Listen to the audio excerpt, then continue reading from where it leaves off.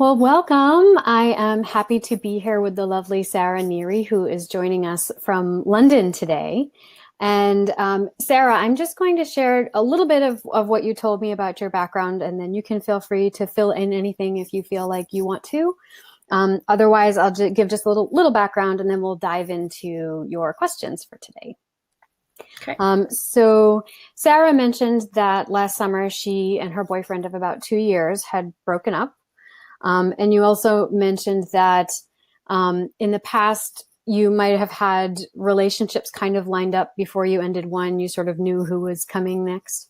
Mm-hmm. Okay. And you had mentioned that you felt the breakup came a few months after having a difficult experience with your father, but also led to a period of reconnecting with him through therapeutic work.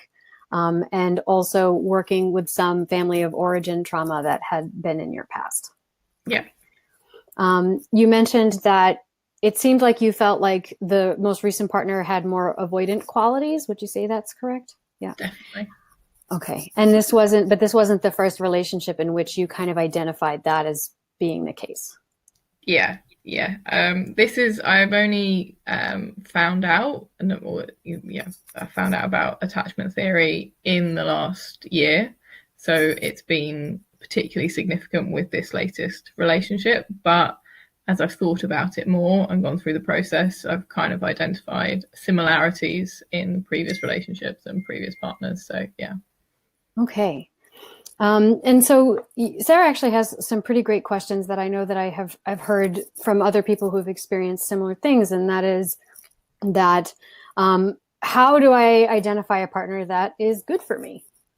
And the second question is, you had mentioned that you believe improving a deep rooted sense of self-worth is really vital to development. And so outwardly, you might feel confident and you do genuinely feel like you're an attractive, intelligent, and capable person. But there is some level of self-worth on such a deep place that it's hard to get at and to identify. Mm-hmm. Yeah. Yeah. Okay. So the first part is, how do I identify a good partner for me? And I kind of want to address your questions together because to my mind, they do go together.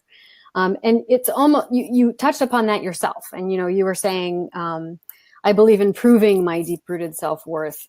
It's almost like you sort of answered your own question. Then like, right. Once you feel like maybe a deeper sense of that, then what I'm going to call discernment about partners may be a little bit easier to access. So there's kind of like two approaches we could take to a question like this. And so the first one is to sort of go down the intellectual rabbit hole, which is to kind of talk about, you had mentioned family of origin issues, and you had talked about there being a dynamic between you and your father specifically. And, we could talk about all the theory around wounded inner child stuff and what might the dynamic be between you and your father and how that may have impacted your relationships. I have a sense that you probably already have a sense of that anyway, because you've been doing it, right? Yeah, definitely. So sometimes it seems that, particularly with people who are already insightful and have been doing the work, it's almost the frustration is that I have all this insight into where things are coming from. I function well, right, in other facets of my life. But there's something affectually that's not changing, right? There's something experiential, this like feeling, emotive state that keeps calling in these circumstances. And how do I get access to that, right? Yeah, I pretty much say that was spot on. Like I can do all the stuff and achieve all like the life things, and intellectually I understand it all, but actually, there's often the same sort of thoughts coming up and the same sort of feeling, and that it's something my mum describes as I'm going after something. There's like something missing from in me, and I'm not able to just be really. Mm-hmm. So yeah, that pretty much describes it. When I say the word affect, so emotions are just an aspect of what we call affect. So affect is like when someone says something to you, like let's say someone says, "I'm fine," right? Or they say, "I'm fine." And they're saying I'm fine, but everything about their body language, their tone of voice, the way they're holding their, their posture, says not fine, Mm-hmm. right? And so the overall affect is what they mean versus what they're saying, right? Or you may have someone who says, I'm really sad. And then, but there's no like expression of the sadness. Yeah, okay. Right. So you would trust that there's no reason to question that they feel sad. Okay, I believe you, you feel sad, but there's nothing about what you're energetically expressing to me that Mm-hmm. says you're sad. Right. Yeah. And so sometimes when we have this experience of, I get it, like I understand, but I don't, when I say affectually feel it. Right. Yeah, and actually that example you've just given, I think probably describes me. I think if I sit with friends, I will sit in front of them and say, I feel devastated, I feel really lost at the moment, but I'm saying it in that manner. And it is something that I know from the work I've done was one of my kind of defense coping mechanisms that I developed in childhood, because the actual emotions was too much. So, the way you cope with it is you push them away. And now I've worked through, and I've intellectualized it all. I know this is how I'm feeling, but actually I can feel it if I'm on my own or if I'm with certain people, and I will let it overwhelm me and I'll cry and everything. But really connecting with that is, not something that I've ever really done. And so what happens is the older we get, the more that kind of gets beaten out of us. So because we're taught that we have to wash our hands all the time. We have to sit straight. We have to, don't run around the apartment. You're going to ruin the furniture.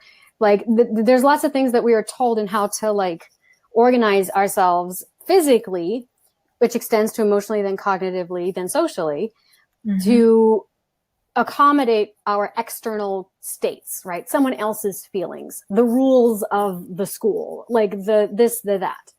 And so, and this is like a broad spectrum, but then it all like years of this, when we don't have moments of stillness and quiet and being like, let's go into your imagination and see what's there. Right. Then, I mean, not to say that never happens, but when the majority of the voice is like, step out, like, don't pay attention to that or step out of that, we become disconnected, and that creates that level of fear and anxiety about going in. So the exercise that I'd like to do is, in terms of visioning, are you able to kind of hold a vision in your mind? Like if you were, okay. So if you are willing, I was wondering if I might take you on a guided visualization to the beach. And then from that place of safety, which feels familiar and comfortable to you, we might ask one of your questions and just see what comes up from within. Okay. Would you like to try it? Okay. Yeah. Sounds good. All right. So I have a singing bowl here, so you might hear a little bit of dinging. Okay.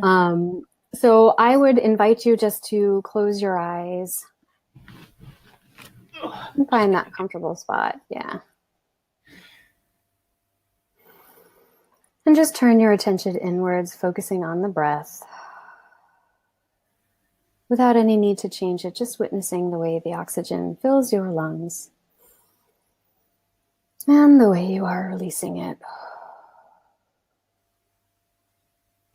And whatever thoughts, worries, or concerns you may have outside of this present moment, like ribbons, I'd like you to imagine slipping your energy out of those entanglements and calling it home. Just allowing it to become concentrated in your body.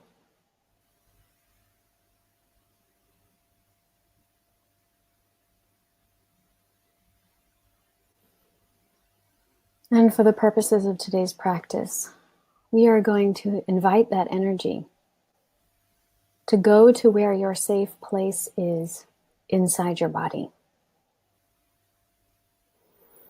And so keeping your eyes closed, I'm going to ask you some questions and guide you through, and I will have you respond to me. Okay? So as you follow your energy to the safe place in your body, where do you find it?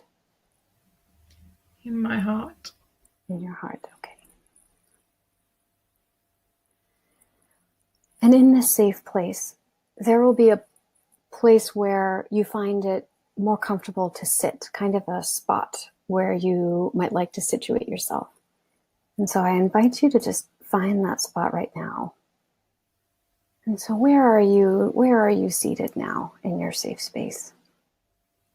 I'm not sure. Do you see the ocean in front of you? Yeah. Okay. And is the sand beneath you? No, I'm on the pebbles. Okay, you're on the pebbles. How does it feel? What are your physical sensations? Just very relaxed. All the muscles. Very relaxed. Okay. Running my fingers over the bits of sand. Mm-hmm. So from this still point in this safe place in your heart space, I'd like you to look around, just kind of let your gaze sort of look around from side to side.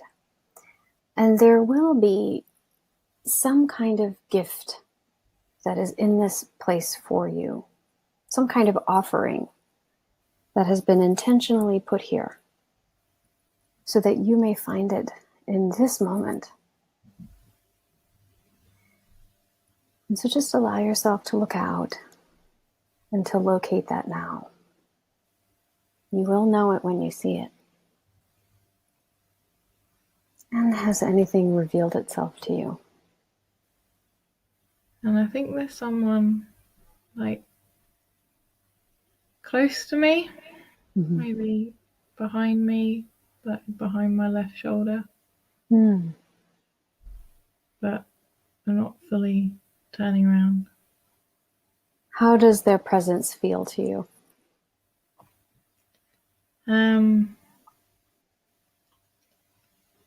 Just really comforting, reassuring. It's don't need to turn around because they're there, and that means everything's okay.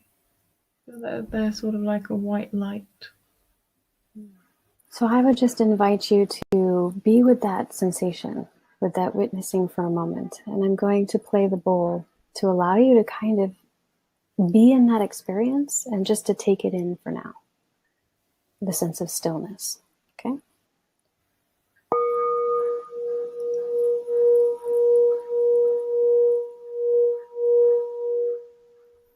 And so just allow yourself to take a snapshot of what you may be witnessing in your mind and in your senses. Just allowing yourself to kind of breathe that in, almost as if it is a fragrance, letting it sink in through the lungs into your bloodstream, pumping to the rhythm of your heart to every extremity, from your crown to your toes, from your fingertips to your nose, letting it become body knowledge. And just know that through synchronicity in your environment, your own imagination, dreams, intuition, creativity, that the deeper understanding and awareness will rise to your conscious awareness and into your experiential states. And so I invite you once again to turn your attention to the breath. Just the way the oxygen fills your lungs and the way you are releasing it. Noticing the weight of your body in the chair, the contact between your feet and the floor. The most subtle sensation you may be having and the most prominent one. Okay. How are you feeling? Calm. Yeah. Okay. Yeah. What does anything come up for you in reflecting on what you've experienced, or anything come to mind? it's interesting what you said about the trepidation around this, because there is a slight anxiety around actually connecting with that feeling of feeling reassured and comforted and connected to another in my image of this other person being there. Even though it was, you know, a nice experience, there's definitely now kind of back in it a bit more anxiety around having had that connection. Mm-hmm. Yeah, yeah, And I'm glad that you pointed that out, because a lot of people feel that way, and it's sort of it's interesting to me, because I truly believe that whatever you see when you go in, or whatever you experience or reveals itself to you, is precisely and exactly what you need to see and experience in that moment. Um, and so thinking about now what you experienced and allowing that to kind of integrate into your reflections and your understanding, and then noticing that there was a moment of calmness. And I know your eyes were closed, but there were moments where you were kind of smiling a little bit. mm-hmm. And then noticing that when you come out of that space, then the trepidation comes back in, right? Mm. So I tend to think of when we go in like that as being kind of like, I call it receiving mode, but it's sort of like when you are allowing yourself to kind of create some space in the inner space, to access that part that you had mentioned about, like that deep kind of difficult to access part, right? Mm.